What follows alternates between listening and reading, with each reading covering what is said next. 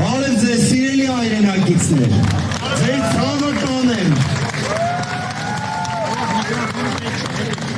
Ժողովուրդ ջան, մենք ներկայացրեցինք մեր դիրքորոշումը կենտրոնական ընտրական անձնաժողովում։ Մենք ներկայացրել ենք այնպիսի հիմքեր, որ ակնհայտ է դարձնում, որ այս ընտրության արդյունքները պետք է ճանաչվեն անվավեր։ Մենք վերջին օրերին տեսանք նաև, թե ինչ գործողություններ էին կատարվել, ընտրություններին մասնակցած, ժողովրդի կողմից ձայներ ստացած Բարգավաճ Հայաստան կուսակցության դեպքում, եւ ակնհայտ էր, որ այդ մասով պետք է լինի վերաքվեարկություն, ու ասեմ, ստեղ սևը սպիտակով գրված է օրենքի մեջ, վերաքվեարկությունը պետք է լինի, բայց թույլ տվեք, անեմ այն կանխատեսումը նաև ձեր ներկայությամբ, որ արել եմ հենց համապատասխան նիստերի դահլիճում։ Իրենք դա չեն անել։ Իրենք վերաքվեարկություն չեն անել։ Վերաքվեարկություն անելու համար պետք է լինի անկախ այդ մարմինը։ Այս օրերի ընթացքում բազմաթիվ կարծիքները ներկայացվել են, նույնիսկ դատական ակտ կա, որ ասում է պետք է անեն վերաքվեարկություն։ Ես չեմ հավատում, որ իրենք դա անելու են։ Իհարկե, մի ժամ սպասենք ժողովուրդ ջան, կարծում եմ այդքանը բավարար է, իրենք պետք է վերջնական որոշումը իրենց կայացնեն։ Եթե Հայաստանի Հանրապետությունում այսպես օրենքի տրամաբանությունը գործում է, վերաքվեարկությունը պետք է լինի։ Բայց քանի որ այդ վերաքվեարկությունը իրենց համար ցանկալի չէ, իսկ մենք հասկանում ենք, որ Հայաստանում այս ապօրինությունների մասշտաբը, ժողովրդավարության սկզբունքի նսեմացումը գնալով ավելի մեծ մասշտաբ է ստանում, այդ կանխատեսումը կատարել եմ։ Թող ես սխալված լինեմ։ Ամենայն ազնվությամբ, թող ես սխալվածը լինեմ։ Միաժամանակ ժողովուրդ ջան, շատ կարևոր մի արձանագրում։ Նախորդ ընտրությունների պայմաններում ես չեմ հիշում, որ հանրությունը իր վերաբերմունքը, այդ թվում նաև հենց կենտրոնական ընտրական հանձնաժողովի մոտ արտահայտի։ Ապրեք դուք ժողովուրդ ջան։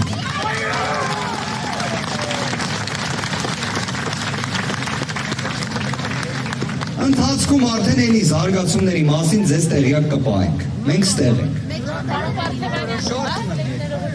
70,125 ազդագիր չի աշխատել, դրանք տվյալները մուտք են արել։ Պաշտոնական տվյալ է, հենց կենտրոնական ընտրական հանձնաժողովի կողմից հրապարակած, դուք պատկերացրեք, ստացվում է շուրջ 100,000 ձայնի տեսանկյունից, այդ խնդիրը կա, այսինքն անձնագիրը ինչի պետքա չաշխատի,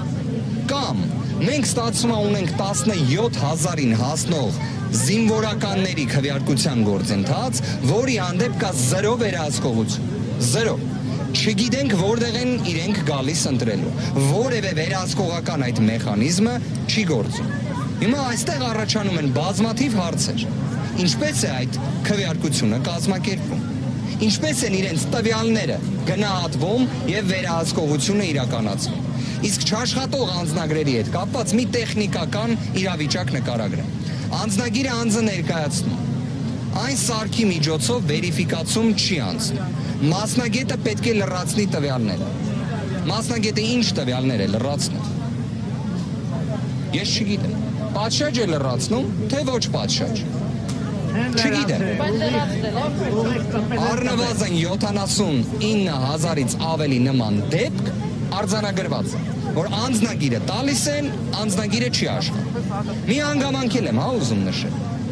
Բոլոր խնդիրները, որոնք եղել են, նույն զինծառայողների քվեարկության հետ կապված այն տեսանյութը, որը բոլորը տեսել են, դա ունի մեկ պատասխանատու, թե ինչի դա պետք է չլիներ։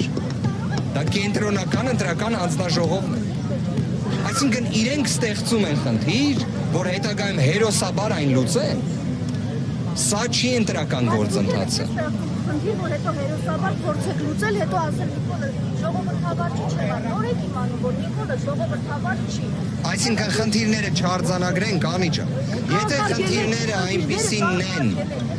Եթե դուք պատկերացնեք հետևյալ կերպ, եթե այդ խնդիրների մի մասը մեր կողմից, մեր գործընկերների, մեր վստահված անձանց, դիտորդների